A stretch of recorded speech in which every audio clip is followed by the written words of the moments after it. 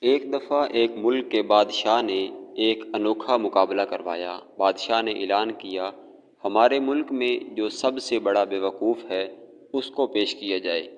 اس بیوقوف کو تحفہ دیا جائے گا۔ پورے ملک کے بیوقوفوں کو چیک کیا گیا۔ ہر بیوقوف آ کر اپنی بیوقوفی دکھاتا، اپنے کرتب دکھاتا۔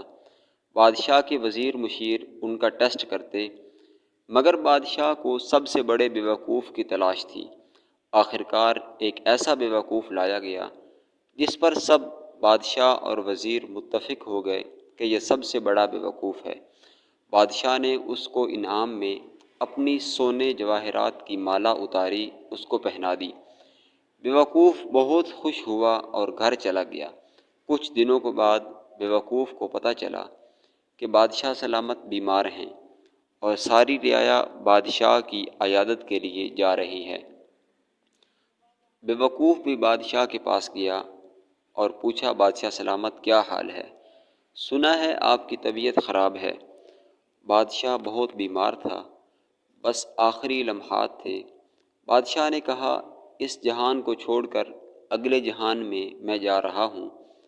اب بیوقوف کو یہ پتہ نہیں تھا کہ مرنا بھی ہوتا ہے۔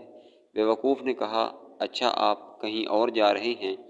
تو بادشاہ نے کہا، جی بالکل، یہ دنیا چھوڑ کر آگے میں جا رہا ہوں۔ بیوقوف نے کہا، اچھا بادشاہ، یہاں تو ہم دیکھتے ہیں آپ کے بڑے بڑے محلات ہیں، تو جہاں آپ جا رہے ہیں وہاں بھی آپ نے کوئی مکان بنوایا ہے یا نہیں؟ بادشاہ نے کہا، وہاں تو میرا کوئی مکان نہیں۔ پھر بیوقوف نے کہا، یہاں آپ کے پاس بہت پیسہ مال و دولت ہے، یہ بتائیں جہاں آپ جا رہے ہیں وہاں بھی آپ نے کوئی مال بھیجا ہے یا نہیں؟ بادشاہ نے کہا، نہیں، وہاں تو میں نے کوئی مال نہیں بھیجا۔ پھر بیوقوف نے کہا، بادشاہ سلامت یہ بتاؤ، یہاں میں دیکھ رہا ہوں آپ کے ہر طرف غلام، خادم، کنیزیں اور خادمہ موجود ہیں، تو جہاں آپ جا رہے ہیں وہاں بھی آپ نے کسی غلام یا خادم کا بندوبست کیا ہے؟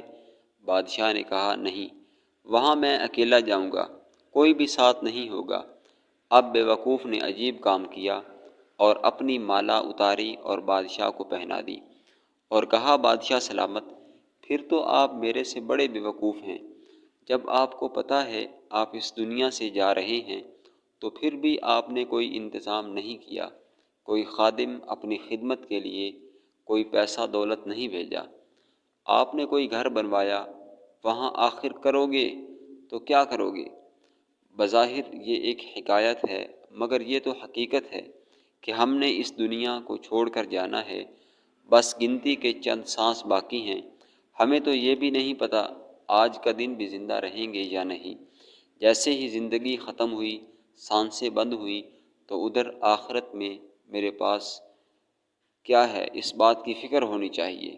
اس دنیا میں تو جیسے تیسے گزارا ہو جائے گا، مگر آخرت کی سوچ اور فکر ہونی چاہیے۔